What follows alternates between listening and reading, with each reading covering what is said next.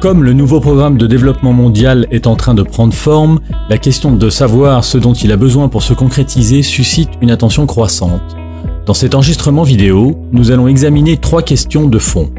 Premièrement, pourquoi le partenariat mondial pour le développement durable constitue-t-il un élément essentiel du nouveau programme de développement pour l'après 2015 ? Deuxièmement, quels sont les principaux processus définissant les modalités du partenariat mondial revitalisé et les moyens de mise en œuvre pour le programme pour l'après 2015 ?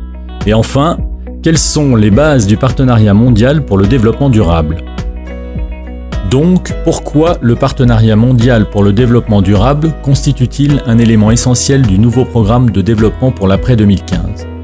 La portée et l'ambition de la transformation nécessaire pour que se matérialise le programme pour l'après 2015 et les 17 objectifs de développement durable réclament un partenariat mondial revitalisé impliquant un éventail complet d'acteurs allant des États membres de l'ONU jusqu'au monde des affaires, la société civile et les citoyens en général. Tout d'abord, les objectifs de développement durable sont des objectifs collectifs dans des domaines qui couvrent une combinaison de défis nationaux et transfrontaliers. Ils ne peuvent pas être atteints par des États agissant chacun de leur côté. En plus de s'accorder sur une série d'objectifs, tous les États membres doivent dépasser le traditionnel clivage nord-sud et prendre des engagements communs sur un certain nombre de domaines essentiels. Ils doivent jouer un rôle décisif dans la mesure où ce sont eux qui auront la responsabilité première de la mise en œuvre des nouveaux objectifs, en agissant tant individuellement que collectivement. Individuellement, en assurant la mise en œuvre au niveau national, collectivement, en assumant une part de responsabilité à travers un soutien aux pays en développement et en particulier à ceux qui en ont le plus besoin. La responsabilité collective s'exercera également en instaurant des conditions propices au niveau international et en mettant au point une réponse collective aux défis mondiaux. Ce programme, néanmoins, ne peut pas être mis en œuvre par les seuls pouvoirs publics. L'adhésion des autres parties prenantes allant du monde des affaires aux organisations de la société civile en passant par le public sera essentielle. Ceci afin de garantir leur participation dans le processus de développement durable en tant que partenaire important. Examinons maintenant les principaux processus définissant les modalités du partenariat mondial revitalisé et les moyens de mise en œuvre du programme pour l'après 2015. 2 processus complémentaires embrassent divers aspects connexes du nouveau programme de développement durable, notamment les moyens de mise en œuvre et le partenariat mondial pour le programme pour l'après 2015. Il s'agit des négociations pour l'après 2015 et du processus de financement du développement. Les négociations pour l'après 2015 ont préparé le terrain en vue de la tenue d'un sommet des chefs d'État à New York du 25 au 27 septembre 2015. L'objectif du sommet est d'adopter le programme pour l'après 2015 et les 17 objectifs de développement durable proposés.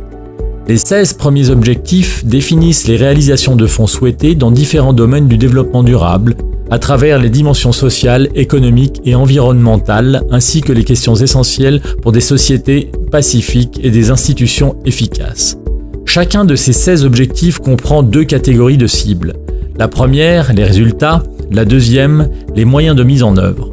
Le dernier objectif, l'objectif 17, est entièrement consacré aux moyens de mise en œuvre et au partenariat mondial revitalisé pour le développement durable. Le second processus de négociation connexe, le processus du financement du développement, connaîtra un tournant important du 13 au 16 juillet 2015 à Addis Abeba avec la 3e conférence sur le financement du développement. Le résultat de la conférence devrait appuyer la mise en œuvre du programme de développement des Nations Unies. Le processus se concentre spécifiquement sur les sources de financement du nouveau programme et la manière dont le partenariat mondial peut contribuer à la mise en œuvre du développement durable. La conférence sur le financement du développement est conduite par des représentants politiques de haut niveau des États membres, notamment des chefs d'État et de gouvernement, des ministres des Finances, des ministres des Affaires étrangères et des représentants de la coopération au service du développement. Le processus pour l'après 2015, comme celui du financement du développement, sont menés par les États membres et les 2 impliquent d'autres parties prenantes, provenant notamment d'organisations internationales, de la société civile et du monde des affaires. Compte tenu de l'ambition commune de ces 2 processus, ils manifestent une tendance vers une convergence de fonds qui reflète la nature globale du programme pour l'après 2015.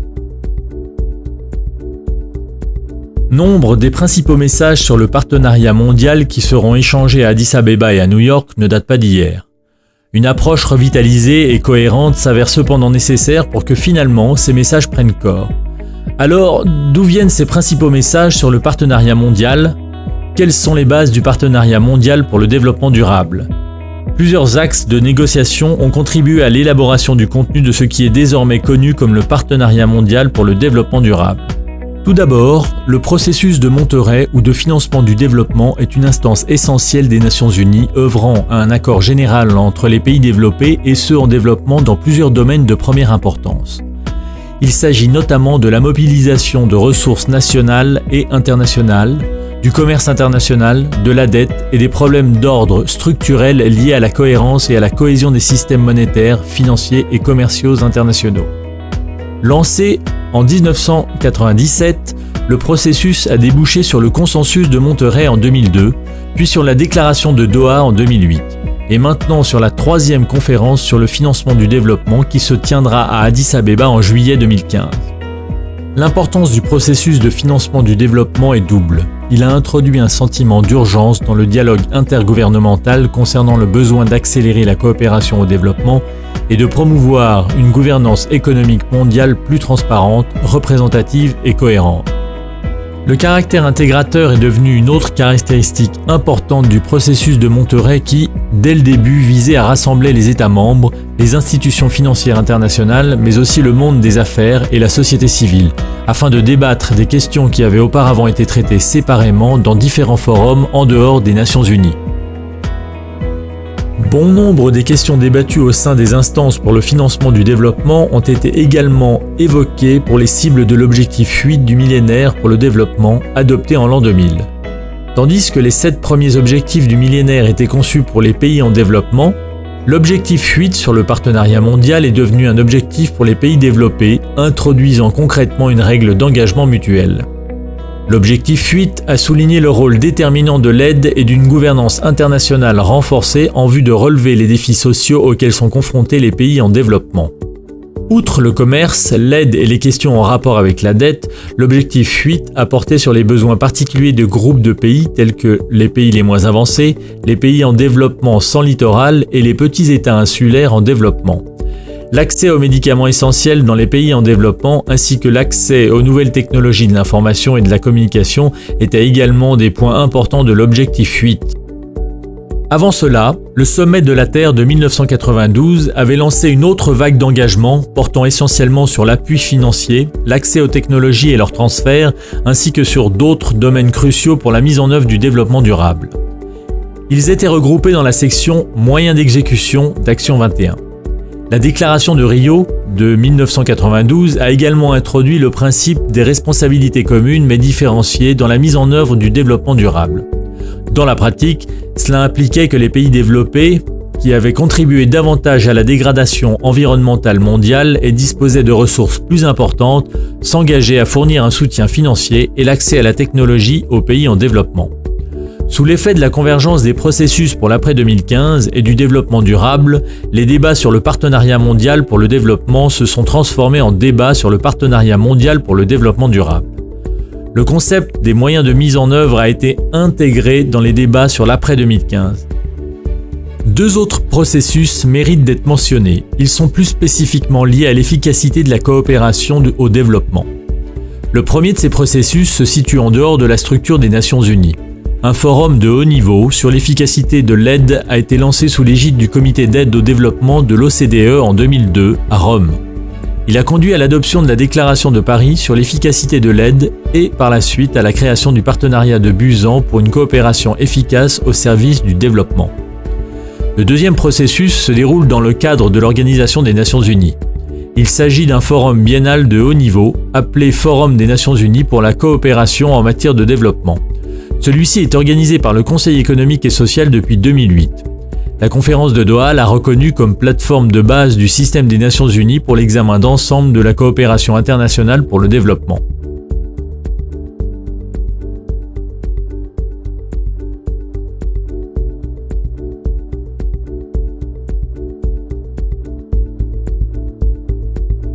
Alors, en bref, quels sont les domaines couverts par le partenariat mondial pour le développement durable ? Les ressources financières constituent un domaine essentiel du partenariat mondial. Il est de plus en plus largement admis que tous les types de ressources financières seront nécessaires. aussi bien les ressources publiques que les ressources privées au niveau national et international. Alors que l'aide publique au développement conservera son importance, en particulier pour les pays ayant des besoins spécifiques, celle-ci ne sera pas suffisante. Les flux financiers privés en direction des pays en développement dépassent aujourd'hui et de loin l'aide publique au développement reçue. Un secteur public national efficace est la pierre angulaire pour que des stratégies de développement national qui lui sont propres soient couronnées de succès. La technologie, la science, l'innovation, ainsi que le renforcement des capacités constituent d'autres éléments essentiels des moyens de mise en œuvre du développement durable. Ils font l'objet d'une attention croissante dans le cadre des négociations pour l'après-2015 et des préparatifs de la 3e conférence sur le financement du développement. Un système commercial multilatéral universel, réglementé, ouvert, non discriminatoire et équitable est considéré comme l'une des conditions préalables d'un partenariat mondial fort et d'un environnement propice à la mise en œuvre du développement durable.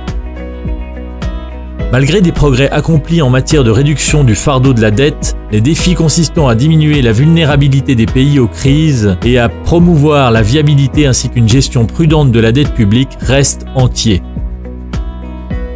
L'amélioration de la gouvernance économique mondiale est l'une des pièces maîtresses du partenariat mondial.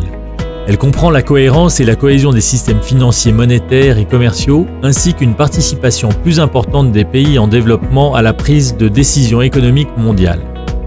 Le développement durable nécessitera aussi d'améliorer la cohérence des politiques à tous les niveaux, y compris local, national, régional ou international. Les politiques internes jouent un rôle essentiel pour veiller à ce que les ressources nécessaires soient mobilisées et utilisées de manière efficace, contribuant ainsi à la réalisation des objectifs du développement durable. Les politiques nationales et la gestion financière publique, ancrées dans les principes de bonne gouvernance, de transparence, d'obligation de rendre compte et d'efficacité, ainsi que la nécessité de lutter contre la corruption, apparaissent comme quelques-uns des engagements essentiels du partenariat mondial pour le développement durable revitalisé. Des marchés publics transparents et des budgets participatifs en sont des exemples concrets. Avant de conclure cette séquence vidéo, signalons que ces principaux domaines sont débattus dans les négociations pour l'après-2015 et celles du financement du développement. Le processus pour l'après-2015 propose un nouveau programme global de développement durable. Ainsi, la 3e conférence du financement du développement se concentre essentiellement sur les sources de financement de ce nouveau programme et sa série d'objectifs mondiaux. Les deux processus convergent sur le fond et se complètent efficacement l'un l'autre. Ils jettent les bases d'une action rapide de la part des États membres de l'ONU et d'autres parties prenantes en vue d'entamer l'ambitieuse transformation envisagée par le programme pour l'après-2015.